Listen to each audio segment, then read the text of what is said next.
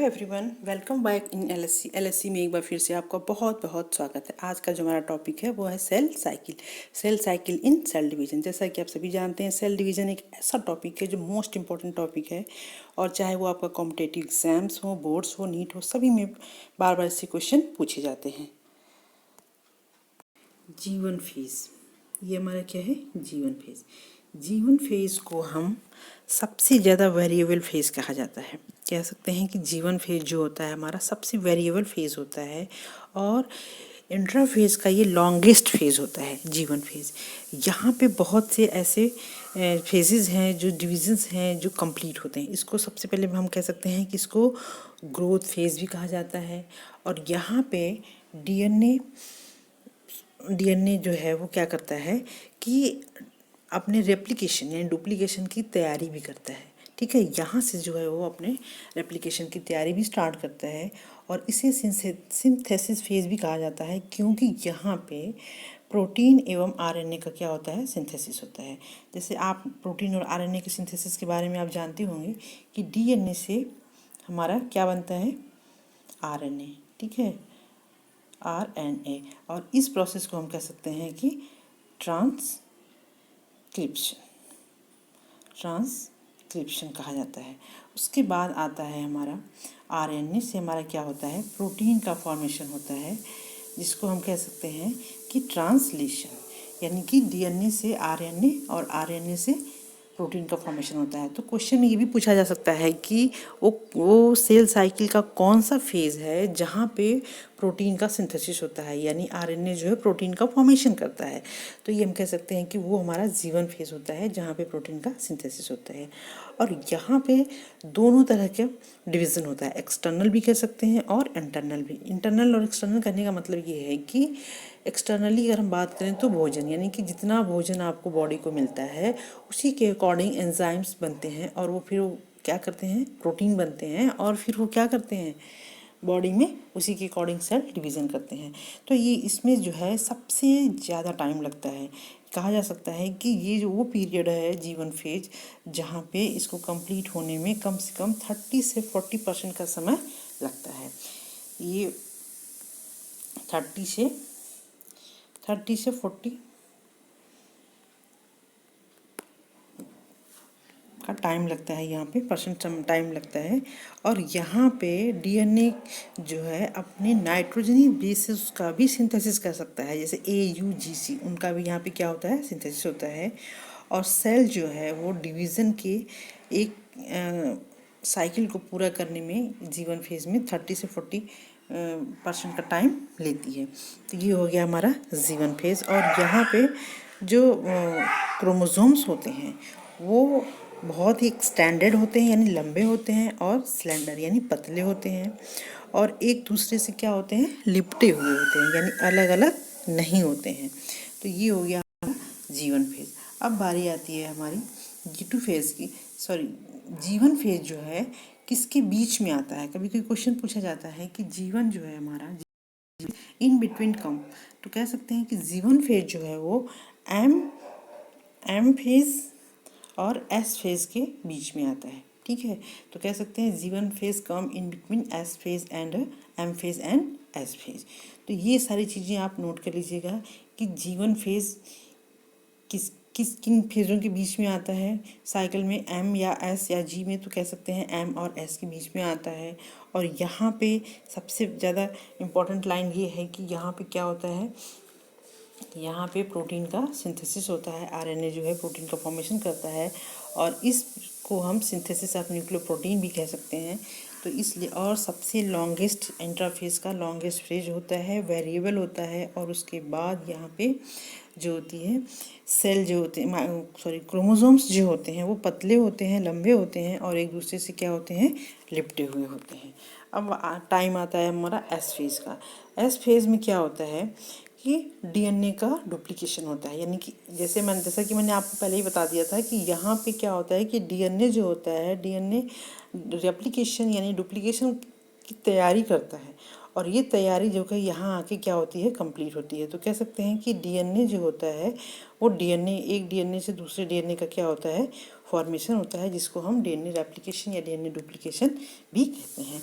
और उसके अलावा ये जो फेज़ होते हैं, यहाँ पे हिस्टोन नामक एक प्रोटीन होता है, हिस्टोन प्रोटीन होता है जो कि डीएन क्रोमोसोम्स को दो भागों में बांटने में उसकी सहायता करता है।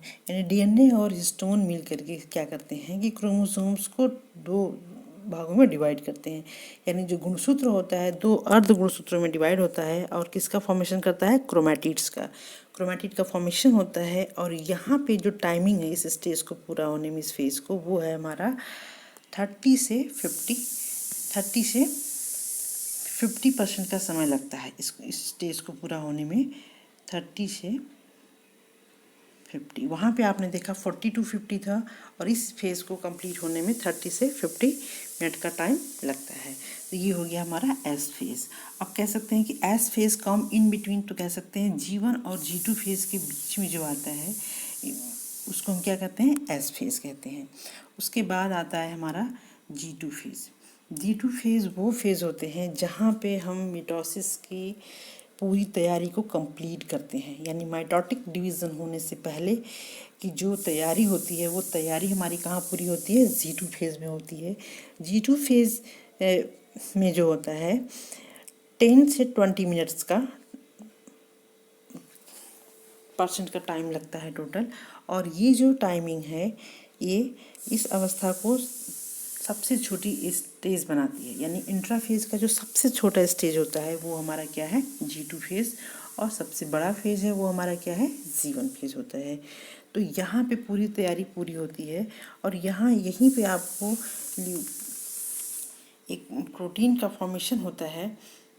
G2 फेज़ में जो है कि सेल जो होते हैं, सेल के जो ऑर्गेनेल्स होते हैं वो मल्टीप्लाई करते हैं। यानी multiplication of mitochondria and chloroplast take place. कह सकते हैं कि माइटोकॉन्ड्रिया और क्लोरोप्लास्ट जो होता है उसका मल्टीप्लिकेशन होता है। अब आप ये सोच रहे होंगे कि ऑर्गेनेल्स तो बहुत सारे हैं, तो सिर्फ माइटोकॉन्ड्रिया और साइटोप्लाज्म का ही क्यों हो रहा है मल्टीप्लिकेशन। इसलिए हो रहा है कि जैसा कि आप सभी जानते होंगे कि माइटोकॉन्ड्रिया और क्लोरोप्लास्ट के पास अपना खुद का आरएनए डीएनए होता है, और वो राइबोसोम्स भी होते हैं जिससे वो प्रोटीन का फॉर्मेशन स्वयं कर सकते हैं। तो यहाँ पे उनका क्या होता है, मल्टीप्लिकेशन होना स्टार्ट हो जाता है। और कह सकते हैं कि cell and nucleus volume increase. यानी यहाँ पे सेल और उसके जो न्यूक्लियस होता है उसका न्यूक्लियर का जो वॉल्यूम होता है वो क्या करता है, इंक्रीज़ करना स्टार्ट कर देता है। तो यहाँ पे पूरी तैयारी कंप्लीट हो जाती है। यहीं से हम कहाँ पहुँचते हैं, एम फेज़ में पहुँचते हैं। यानी एम फेज़ यानी कि माइटोटिक फेज़ जिसको कहा जा सकता है, जहाँ पे हमारा सेल का डिवीज़न जो है 4 टाइप से यानी 4 फेजेस में कंप्लीट होता है। पहला हो गया जैसे हमारा ये क्या है, प्रोफेज स्टेज। पहला है प्रोफेज, मेटाफेज, टेलोफेज, एनाफेज। यानी कि इन 4 फेजेस में माइटोसिस कंप्लीट होती है। उसके बाद ये पहुंचते हैं साइटोकाइनेसिस में, जहाँ पे हमारा जो मदर सेल्स होता है वो क्या करता है, 2 डॉटर सेल्स में डिवाइड हो जाता है।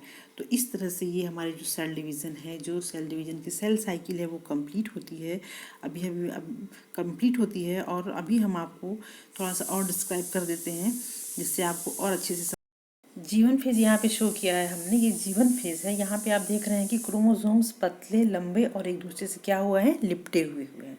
उसके बाद स्टार्ट होता है हमारा ये G2 फेज़। उसके बाद ये हो गया, एस फेज आता है।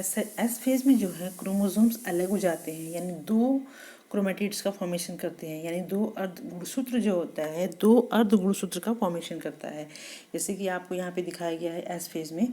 और इस फेज में क्या होता है कि क्रोमोसोम्स जो होते हैं 2 क्रोमेटिड्स का फॉर्मेशन करते हैं। और इसका जो टाइमिंग होता है वो 30 से 50% का समय लगता है। उसके बाद जब G2 फेज में हम आते हैं तो यही क्रोमेटिड्स जो होते हैं अपने समान क्रोमेटिड्स का फॉर्मेशन करना स्टार्ट कर देते हैं। और दोनों बिल्कुल सेम होते हैं, इसलिए हम इसको क्या कहते हैं, सिस्टर क्रोमेटिड्स।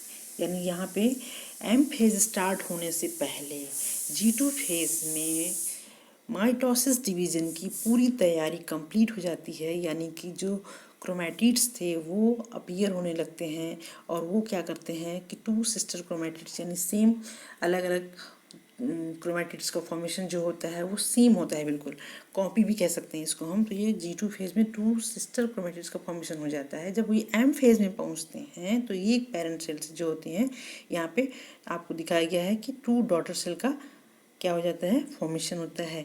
तो इस तरह से ये हमारा G1S G2 फेज जो है वो कंप्लीट होता है। यहाँ पे आपको दिखाया गया है, यहाँ पे ये देखिए G1S G2M। G1 फेज जो है हमारा, ये सबसे बड़ा फेज है। यहाँ पे जैसा कि आपको दिखाई दे रहा है कि क्रोमोसोम्स क्या हैं, एक दूसरे से लिपटे हुए हैं बिल्कुल। ये हो गया हमारा ये। और उसके बाद यहाँ पे जो टाइमिंग है 30 से 40%। उसके बाद एस फेज आता है जहाँ पे कि टाइमिंग है हमारा 30 से 50% का समय लगता है।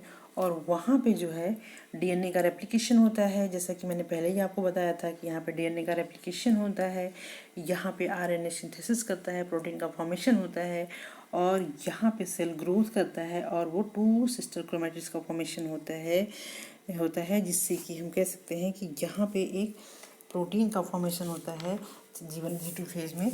यहाँ पे ट्यूबलिन नामक प्रोटीन होता है जिसका फॉर्मेशन होता है हमारे G2 फेज में, ठीक है। तो एस फेज जो है एनिमल सेल के अंदर सेंट्रियोल डबल कर देता है। एस फेज में जो है यहाँ पे आपको देखेंगे, यहाँ पे सेंट्रियोल डबल होता है, और यहाँ पे क्या होता है, multiplication of mitochondria and chloroplast.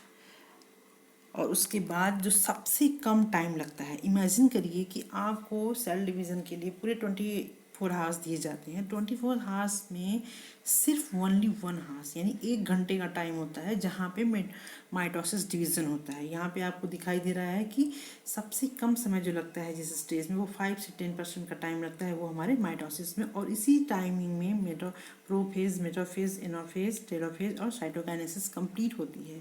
Prophase आते वो स्टेज होती है जहाँ पे क्रोमोसोम्स अच्छे से विजिबल होते हैं। मेटाफेज फेज में काउंटिंग होते हैं। एनाफेज में जो होता है वो स्पंडल फाइबर से अटैच हो जाते हैं। टेलोफेज में क्या होते हैं कि फ्यूरो या प्लेट का फॉर्मेशन होने लगता है, 2 न्यूक्लियस अपीयर हो जाते हैं।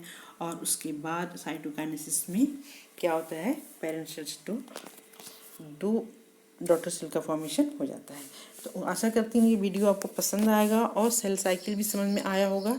अगर हमारा वीडियो आपको अच्छा लगता है या फिर इसमें कुछ जो भी है नहीं समझ में आता है तो आप हमें कमेंट बॉक्स में जाके कमेंट करें, लाइक करें, शेयर करें, सब्सक्राइब करें। तब तक के लिए मिलते हैं नेक्स्ट वीडियो में। तब तक के लिए धन्यवाद।